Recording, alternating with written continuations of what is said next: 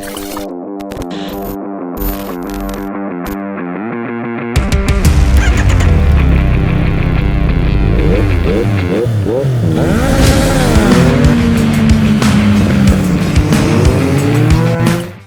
up, guys? It's your boy Hieroglyphics. We're back at it. Today I'm going to be doing a review video, a long-term review video on this bike. I've had it for about 4 years now. I got my boy Kevin on his boost over here. Ran into him the other day. You'll see the video on one of my shorts. I've been planning on doing this video for a while, so here we are.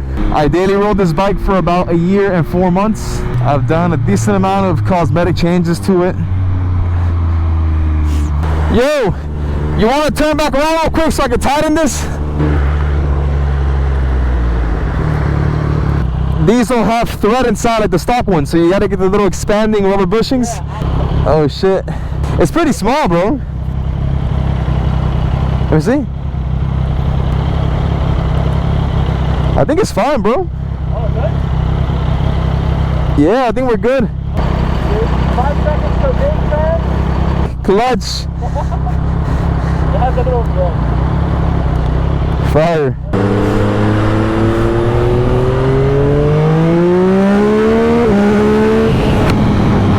Alright, I have to stop real quick to tighten up my bar ends, but we're good to go.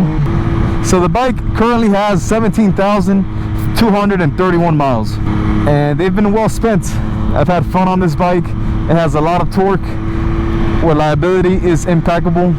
That ECU recall that these bikes had, I got it corrected with that V-Cycle on a tune once I got my exhaust, air filter and all that stuff. So it's running good and never had any issues with the bike breaking down or anything. And it's been pushing. So I went on a trip this weekend, about 2.5 hours north and 2.5 hours back. It was a drifting event with some of the boys. And man, I'm not even in the mood to ride. This bike is not really meant for long trips. So it was kind of an abusive ride, being battered by the wind left and right. It's not fun. I just came out to ride with the boy. Haven't seen him in forever. Just wanted to hang out, get out of the house for a little bit. Should a beginner buy this bike? It's definitely not a beginner bike, but if you put it on rain mode and you take it easy, I mean, I think it's doable. Just don't jump it too hard, because once you're on the highway throttling it, you never know when that whisk is gonna hit you, especially if you don't have any throttle control. For this beast, you definitely need throttle control. 1300cc raw power. It's kind of a nice day today, a little cloudy. Sun isn't super hot. Ain't gonna have a heat stroke today. If you guys haven't noticed, I got some clip-ons on the bike now. Completely changes the feel. I'll do a review of that later. Overall, with comfort on this bike, I would say it's pretty comfortable. Your butt is not super high up, and even with these clip-ons, I'm not super forward. Although the one thing that this bike does not do well is highway riding or long distance rides. You will get battered up by the wind. It is going to throw your steering off a little bit. You are going to get a bit of a shake on the bars. Even though I've never had any legitimate tank slappers, the bike holds its own pretty good, but it definitely is sketchy if you're not careful with it on the highway. For the most part here in Miami, cops don't mess with you if you're not doing anything stupid. I mean, they see you on a bike, they just kind of let you go by. They don't really care. I mean, some could be assholes. And then it's up to you what you want to do. You want to stop, you want to run. Hey man, it's your risk. Take it at your own discretion. The overall performance of this bike, I would say, is good in terms of the motor and power, but it could be better in terms of other components like the brakes and suspension. Suspension is definitely bouncy. It's doable, but once you start riding a little harder or like cornering harder, you definitely feel that you need more support because that rear end is bouncy. Brakes, I mean, they could be better also. I mean, they do the job. You put some quality pads on there and it'll do enough. But it's not going to compare to steel braided lines and better calipers, you know. I haven't upgraded that for now because I figured that just with better pads it does the job, and I'm happy with it. Stop's pretty decent too. I mean, for what it is, could be worse.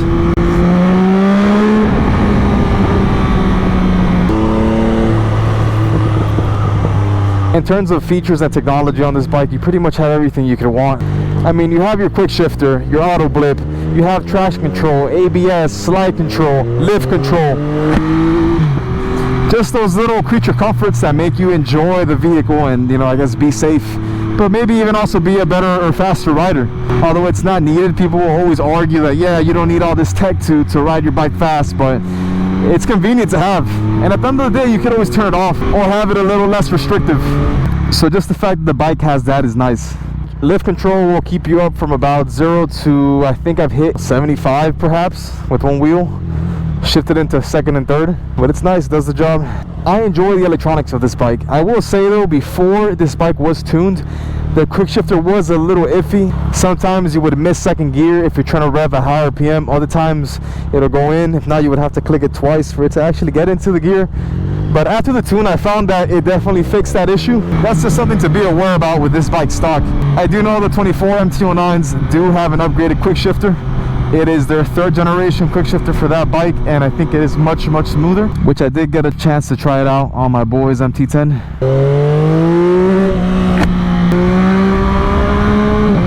It's a nice day, perfect for a nice cold beer. Sometimes it is nice to just indulge, especially after riding. I just realized I had the bike on drive mode 3. I put it on 1 right now. On that booster, man, there's no stopping it. Once that thing takes off, there's no catching it, bro.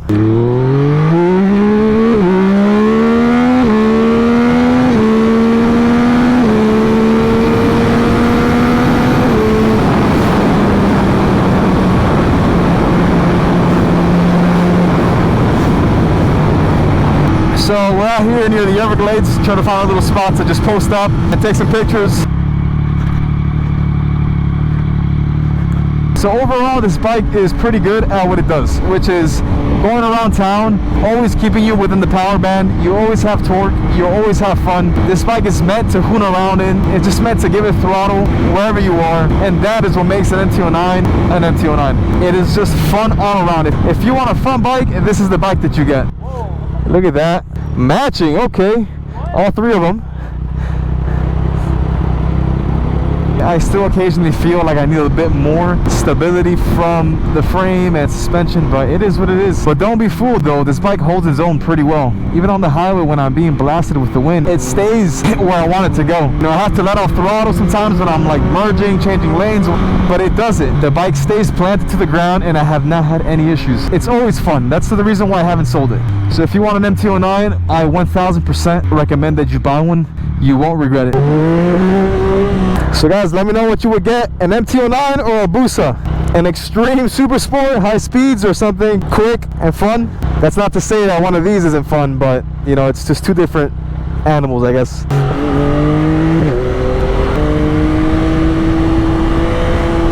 If you guys are thinking about buying one of these, just buy it. It's gonna last you forever. It's a Yamaha. You're not gonna get bored of the power, and even if you do, just get a super sport, get an R1, get a Gixxer 1000, and then have this for the weekends to pull it out and just throttle around. You know, it's a great wheelie machine, has torque for days, and for what you're paying and everything you're getting, the motor and, you know, tech wise, it's worth it. At least to me it is.